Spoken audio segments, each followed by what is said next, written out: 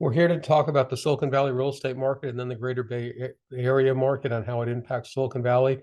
We start off with Silicon Valley's micro market areas. There's 20 different single family areas I focus on. Then we look at each of the three counties that make up the Silicon Valley: Santa Clara County, San Mateo County, and Alameda County. And then we look at the Greater Bay Area. I'm Richard Calhoun, Creekside Realty, 40 years of working with buyers and sellers here in the Silicon Valley. This is designed to help buyers and sellers understand the real estate markets to make a better investment, also for owners and those that are curious. I would appreciate a like button hit if you appreciate the video, because it did make a difference on my views last week. Here is the first summary slide, and here is the first data slide.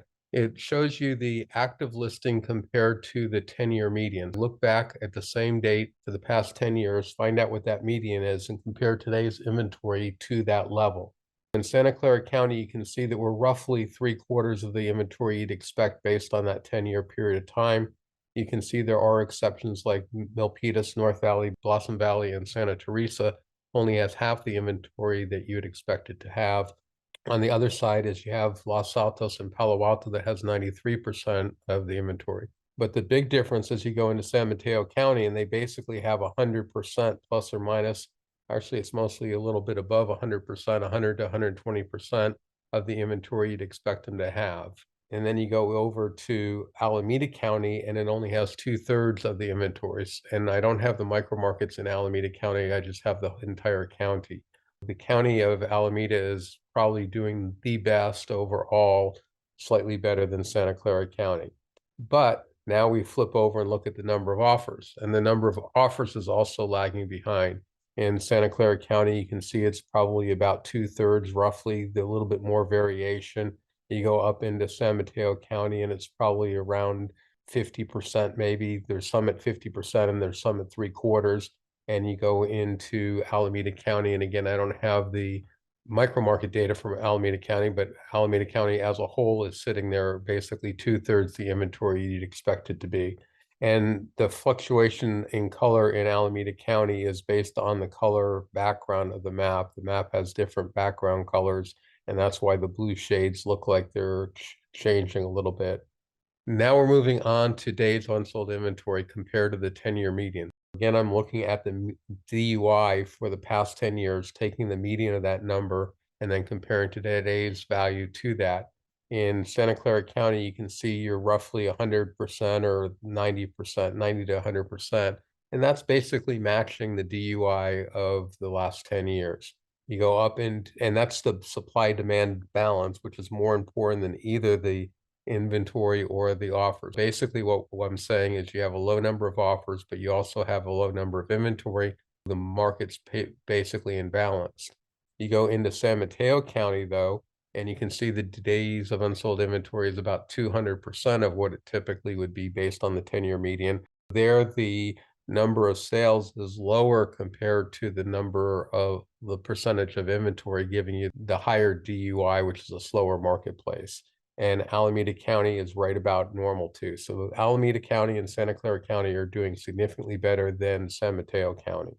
Now we're going to drop the 10-year median and we're going to simply look at what the DUI is right now today. We're not comparing it to the past, but simply looking at what we have going on today. Here, I basically say things between 40 and 80 days is sort of a balanced marketplace. And you can see the bulk of Santa Clara County is under 30 days.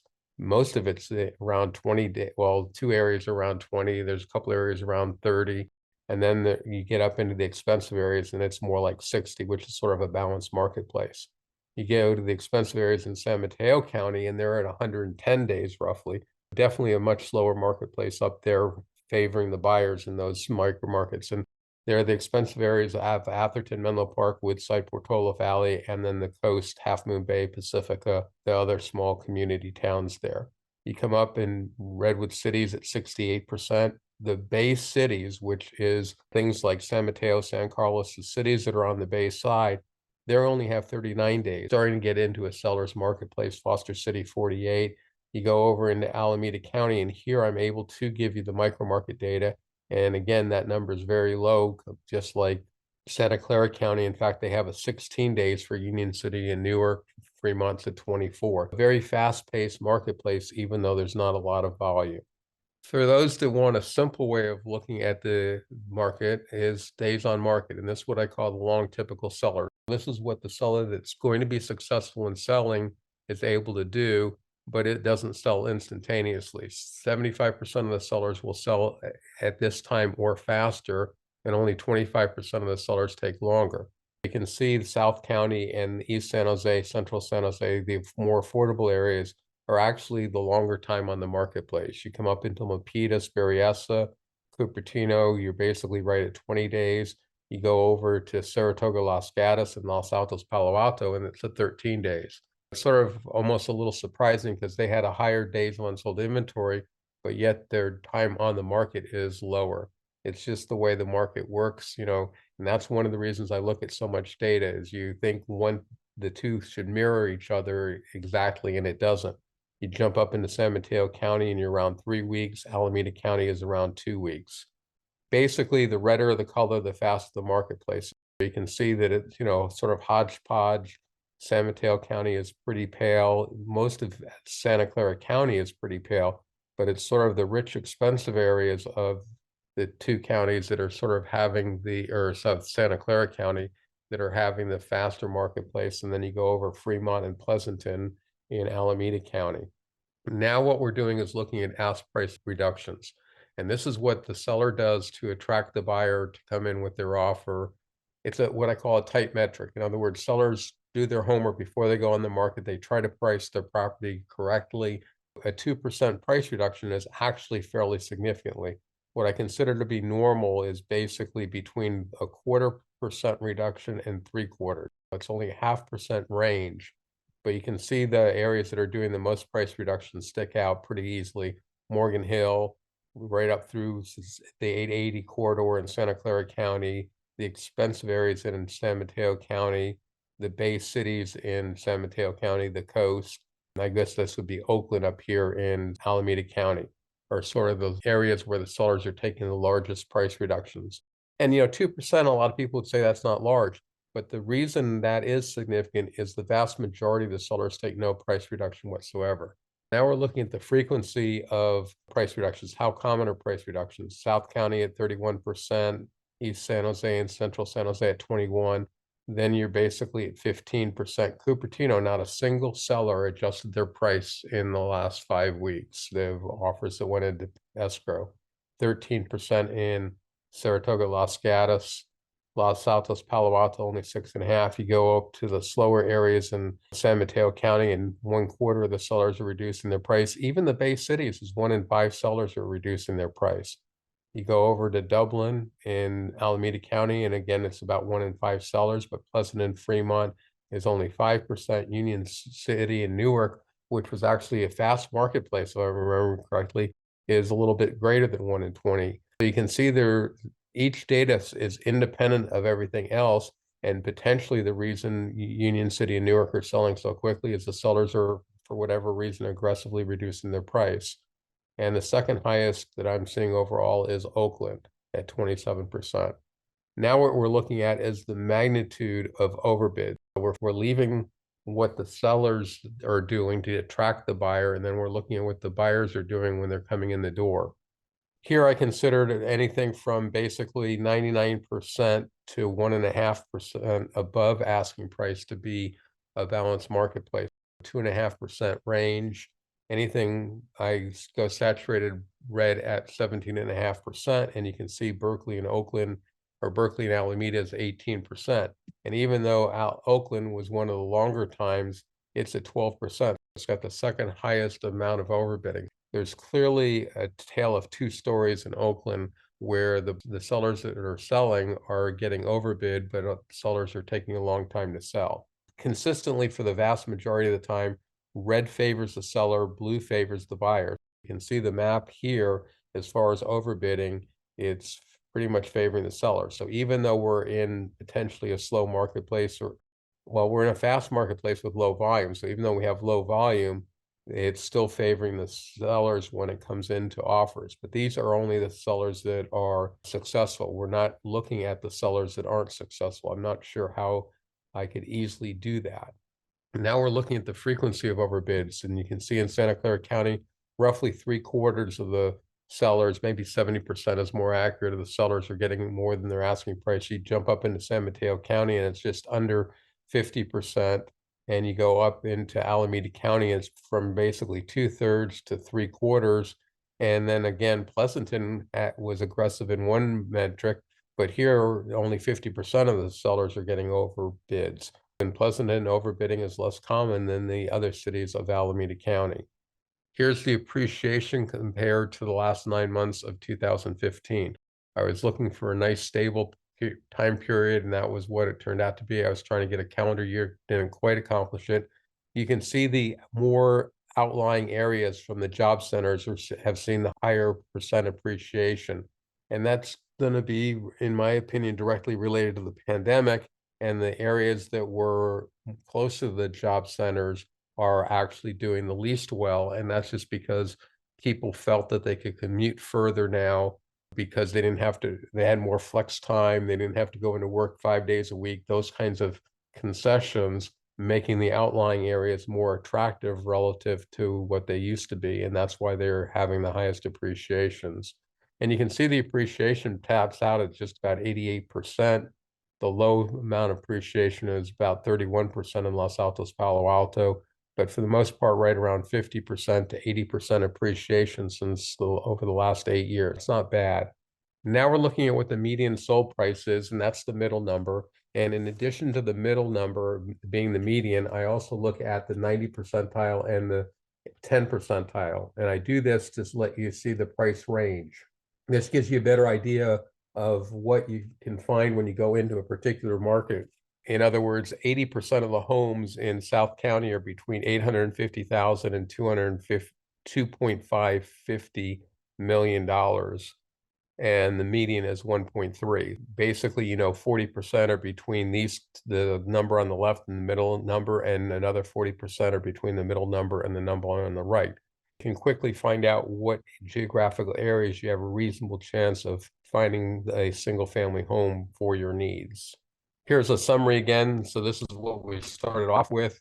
You can either start on the left-hand side and go to the right and get your different market conditions, or you can come over here, and I've added in the rough payments over here, and payments are dropping right now because the interest rates have dropped on a national basis.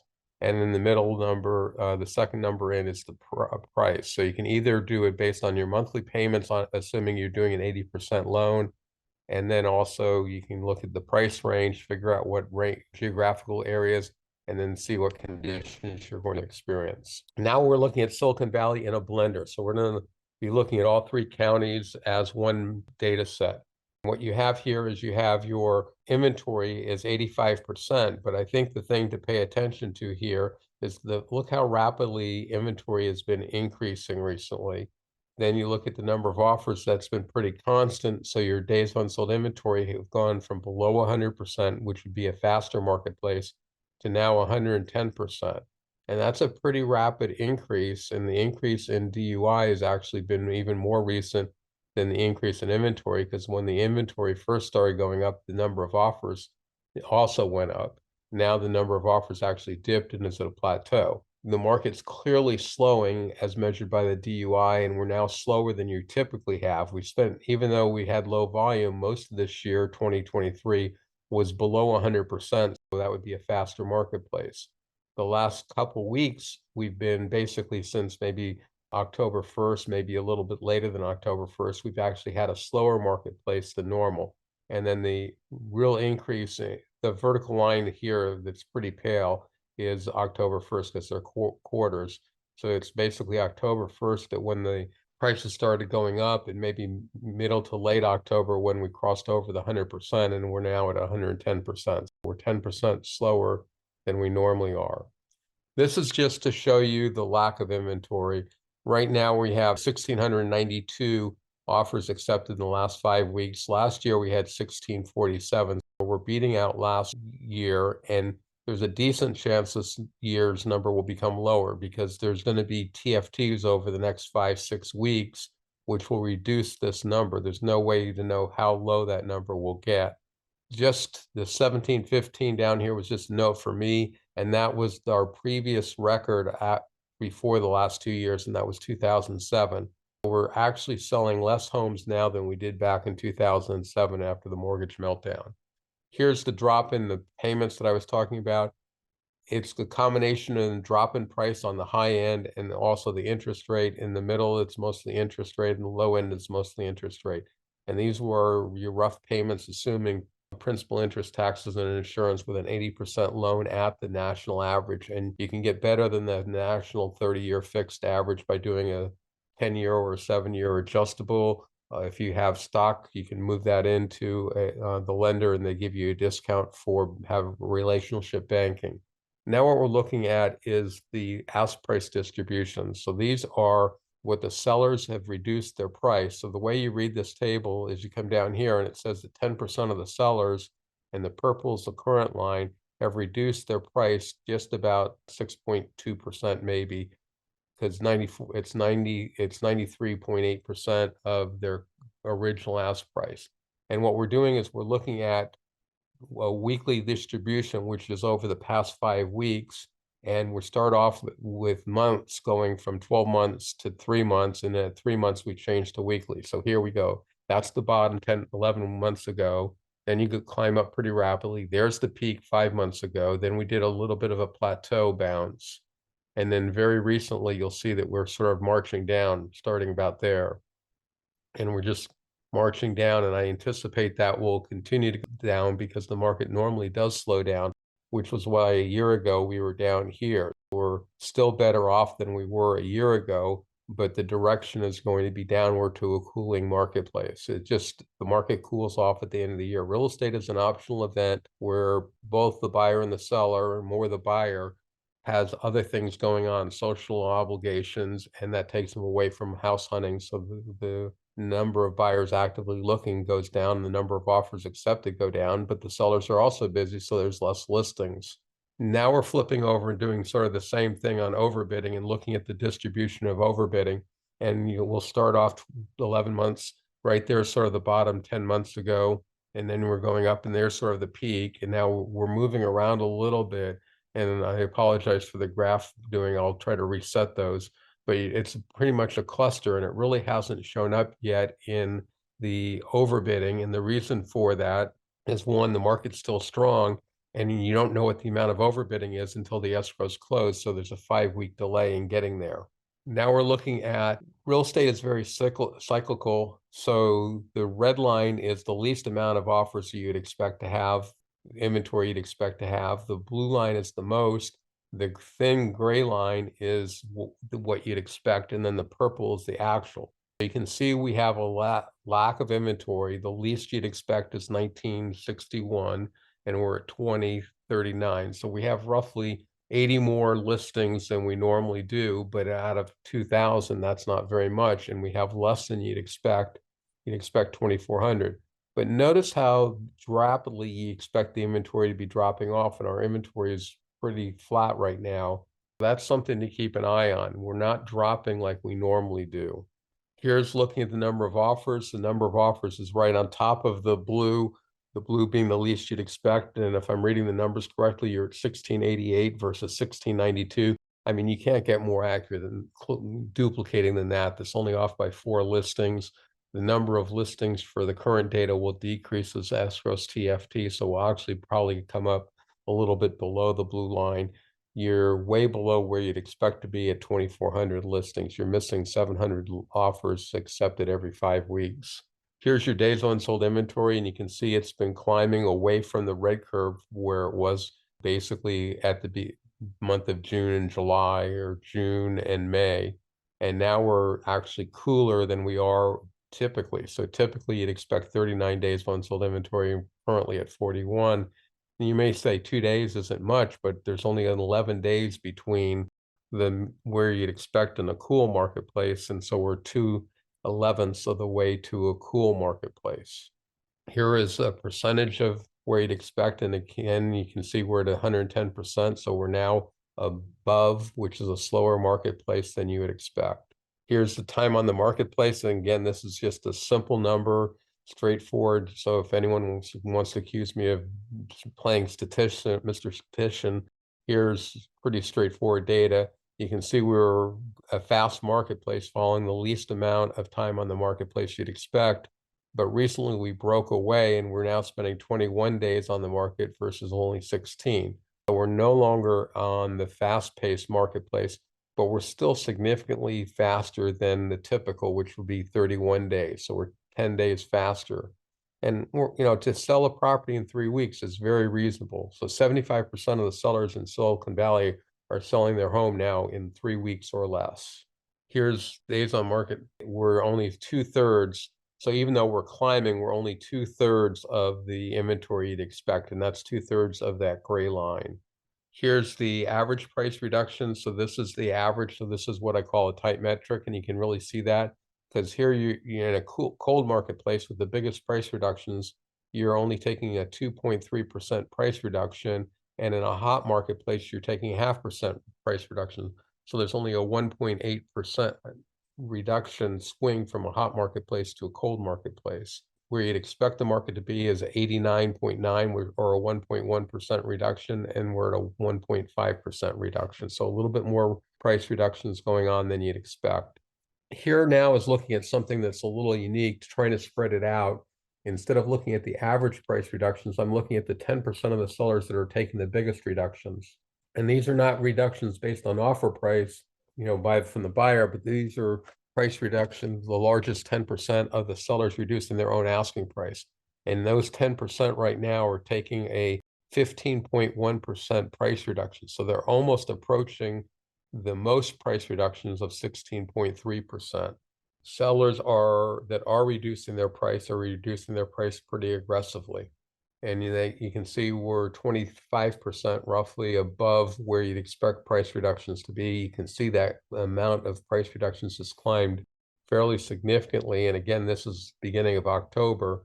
Basically, since the 8th or 15th of October, it's climbed quite a bit. Now we're looking at the average overbid compared to the 10-year median. Again, and this is overbid. So buyers typically overbid at this time of the year 4.3%. Right now we're overbidding by 5.7%. So they're overbidding more than they typically do. Here's the frequency of overbidding. Again, more frequent overbidding, basically 2/3, and normally you'd expect about 60%. So an increase of about 6%, which is 10% higher on number of overbidding. So you have 6% more sellers getting overbids, 2/3. In a hot marketplace, you get 3/4. There is a little bit of difference, and you can see it here. And even in the cool marketplace in Silicon Valley, you get 50% of the sellers getting more than their asking price. And that's probably a hard concept for people to understand. But even in the dredge of 2007, we were getting stuff around 15% of the sellers getting over their asking price. So you had a DUI that was approaching a year, and yet 1 in 7 sellers were getting more than their asking price. Welcome to a competitive marketplace. Here is the price. We're now at $1,546,000. The gray sloped line is just sort of my best guess of a best slope. But when you're above it, you have downward pressure compared to appreciation. So you can see earlier this year, from 2022 in the peak to the valley, we had a dramatic price change. I don't think there's as dramatic price change as steep. And buying on log paper, this vertical distance stays the same because the percentage is taken in consideration, which is why the spaces get less vertical separation as you go up. We went through the biggest price correction in my career, at least that I have data for. Now we're looking at the 3 counties that make up Silicon Valley individually. San and Clara County is always going to be in the dark blue. San Mateo County is going to be in the burnt orange, and Alameda County is in the gray. Look at the growth of inventory in Alameda County. It's basically making up all of it. So Alameda County is getting more inventory, and that's probably why their appreciation has dropped recently. Now you're looking at offers accepted. Offers accepted, it matches Santa Clara County. I mean, if I'm reading the numbers correctly, they're off by maybe 2 or 3. I can't tell if it's 676 or 675 compared to Santa Clara at 673, but they're basically identical. But Alameda County had quite a bit more inventory, as you can see here, 880 versus 660. So that's 220 more listings, which is almost 1/3 more inventory. So their marketplace now is slower. Santa Clara County has the fastest market And San Mateo County has the fewest number of offers, but it's also got the least number of houses, the least population size up there. So here's your days on sold inventory. So just like I was saying, Santa Clara County is the fastest at 34 days. Alameda County is next at 45. And the slowest is San Mateo County at 51 days on sold inventory. Same order for the 75th percentile of sellers on the marketplace. Santa Clara County is at 3 weeks, 21 days. Alameda County, 24 days. And San Mateo County is coming in at 5 days. So 2 full weeks longer for the 75th percent seller to sell their property in San Mateo County. Here's the magnitude of price reductions.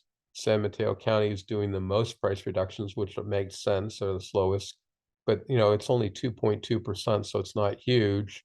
Alameda County is next at 1.5% reductions, and then Santa Clara County has the least amount of reductions at 1.2%. Here's the frequency of price reductions. The order is sort of what you'd expect. San Mateo County doing the most with almost a quarter. Gray is Alameda County next at 18.8 and followed very closely by Santa Clara County at 18.1. If you want to call those two a tie, I would not argue with that. Now you're looking at the magnitude of overbidding. San Mateo County has the least overbidding at less than 3%, followed by Santa Clara. And this is sort of not what you'd expect. If the market is slower in Alameda County, you'd expect the overbidding to be more reasonable, but it's up at 8%. But one of the things that may be in play here is the inventory in Alameda County has grown very rapidly just in the last couple of weeks. And remember, sale data, which is what you need to get the magnitude of overbidding, lags behind by 5 weeks. So in a couple of weeks, we may see this come down fairly rapidly and start approaching Santa Clara County. Frequency of overbidding, Alameda County, also very similar to the previous slide, is that 75% of the sellers getting more overbids. That's way outdoes Santa Clara at 63%. And San Mateo comes in again at 58%. And again, this could very easily change in the next couple of weeks because of the growth of inventory in Alameda County. Once the offers that have been negotiated with the new slower marketplace start closing, I'd expect both the last two charts to start getting closer, decreasing. This is the amount of appreciation. So Santa Clara County has the most appreciation at basically 88%. Alameda County is slightly under San Mateo County, but they're basically identical that you can't tell the number difference, except the orange line is slightly above the gray, but the number somewhere around 65.5% appreciation for the past 5 years. Again, that's using the last 9 months of 2015 as my base. Here's your actual price. San Mateo County has pulled away from Santa Clara County just a few weeks ago. They were down here and they were within $10,000 or $20,000 of each other. Santa Clara County is at 1.8. San Mateo County is at 1.915. Alameda County is down at 1.225. This is on regular paper for those that prefer. This is the payments. You can see the payments in all 3 counties have come down. A lot of that has done with the interest rates, and they will likely come down again next week. This is looking at the specific numbers for those that want to look at it. You can look at each county individually or Silicon Valley as a whole. Now we're leaving Silicon Valley and going into the Greater Bay Area. The Greater Bay Area includes Silicon Valley, which is the 3 counties that we've been talking about. It also includes the city of San Francisco and Marin. It includes North County. It includes the Central Valley and the Central Coast. Here are the numbers going across the key different metrics. And we're going to jump right into the slides. So we're going to be comparing the 5 regions to each other. Purple is Silicon Valley, so you can see how it's doing to the others. The big takeaway, in my opinion, is even though Silicon Valley has a lot less inventory than you'd expect it to have, look at what's happened to North Bay and Central Valley. It's normally up here somewhere around 4,500, and it's down at the same level as Santa Clara County, where Santa Clara County is some number typically under 3,000. The shortage of inventory in Santa Clara County is a lot worse or a lot greater in both North Bay and in the Central Valley. And you can see the Central Coast, the light blue at the bottom of the chart, has dropped down. San Mateo County has dropped down the least, but it's probably got a little bit of shortage of inventory as well. Here's looking at the number of offers over the past 5 weeks. Here, the takeaway, in my opinion, is You can really see the North Bay and the Central Valley is down from where they normally are, and Silicon Valley is up higher. So Silicon Valley is selling more homes, even though, they have, I guess they have more inventory, but they have roughly the same inventory. Silicon Valley is selling more homes, so they're selling more rapidly in Silicon Valley than they are in Central Valley, is the point I was trying to make. Here's looking the days on sold inventory. So you can see Silicon Valley is the fastest at 42 days. Then you have a bunch grouped together. You have San Francisco Marin at 55. You have the North Bay at 56. You have the Central Valley at 57. So these are all neck and neck, call it 55, 56, or 57.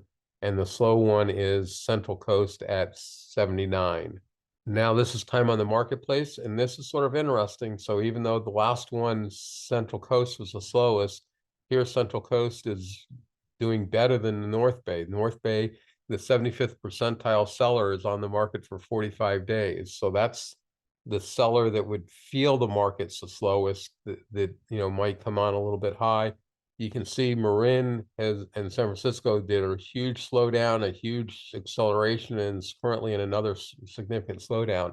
I'll point out that this is 2 counties combined where the data is fluctuating like that. And then to break it down into zip code level, your data, you can't tell anything. I spent a lot of time putting micro markets together of grouping similar priced homes that act together to get statistically stable data.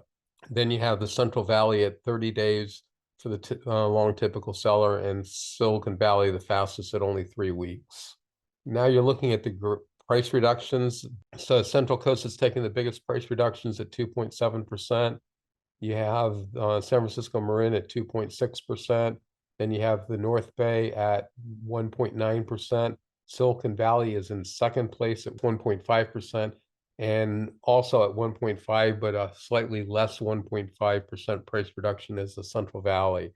They're both accurate to 1/10 of a decimal place, but if you had more, Central Valley would be doing a little bit less price reductions than Silicon Valley, which is surprising with Silicon Valley having less time in the marketplace. Then here's your frequency of overbidding. Central Coast has the least amount of price reductions at 20%. Cities at 25%, and then the other 3 areas are right at 30% of the sellers are doing price reductions. This is the magnitude of the overbid. So this is where buyers come in. Most overbidding in Silicon Valley, followed by the cities, followed by the North Bay, followed by the Central Valley, and last place is the Central Coast. And again, this is the magnitude, how much buyers are coming in with their offers to try to get a property. This is the frequency of overbidding, related, but just how common is overbidding. So here, it doesn't matter if you're overbidding by 1/10 of 1% or by 10%. Silicon Valley has the most overbidding at 2/3 of the overbidding going on. And then you have San Francisco Marin next at 57%. Then you have Central Valley and North Bay right on top of one another. They're acting very similar in a lot of ways at 46%. And the slowest area is with 1/3 of the sellers getting more than their asking price in the Central Coast. Now, Central Coast has been doing poorly, but this is very interesting. Now, this is 2 counties. This is Monterey and Santa Cruz. You look at the rapid shoot up of price here, and you can see there's been a lot of shooting variations. So it's just a matter of whether you're selling properties along the coast that are more expensive, or you're selling properties along the 101 corridor. So you have a lot of fluctuations. So again, that really indicates the importance of trying to group data that makes sense. I'm doing this just for globally. My focus is Silicon Valley. Then I'm looking at the Greater Bay Area to see how that influences Silicon Valley. But this just speaks volumes of you got to pay attention. You'd be honest saying the Central Coast has had a 93.5% appreciation since the last 9 months of 2015. But you go back just to the beginning of October, and that number was only 60%. So it went from second worst to best in basically a month. And the market doesn't change like that. It's just the groups of the homes that have changed. But look at San Francisco Marin. It's been consistently the low one, and that's all related to the pandemic. Here are the prices for the different areas, and you can see the rapid increase in sold price. This is the rapid increase in sold price in Central Coast. Everybody else is pretty stable. San Francisco and Meridian's doing another nosedive down. The larger your county, the more stable it is, or the larger the region, which is one reason Silicon Valley is so well behaved. Here's estimated monthly payments. The Central Coast is the only one that went up because their prices more than compensated for the decrease in interest rates. With that, we've been talking about the week number 45. I would appreciate likes on YouTube. I thought I was going to do that a one-time thing, but it did make a huge difference in the number of people that viewed it. If you got this far, I'd appreciate a like. The green is what I call my base URL. That takes you to the YouTube archive. If you add 2023 to that, you get to the Saturday morning at 9 a.m. live. If you add in H for handout, the year 2023, month 11, and day 11, you get the handout. And then for any specific episode, you put in the year, month, date code after the green root URL. Also, you can use the YouTube handle of @Silicon Valley Real Estate Data to get to the archive.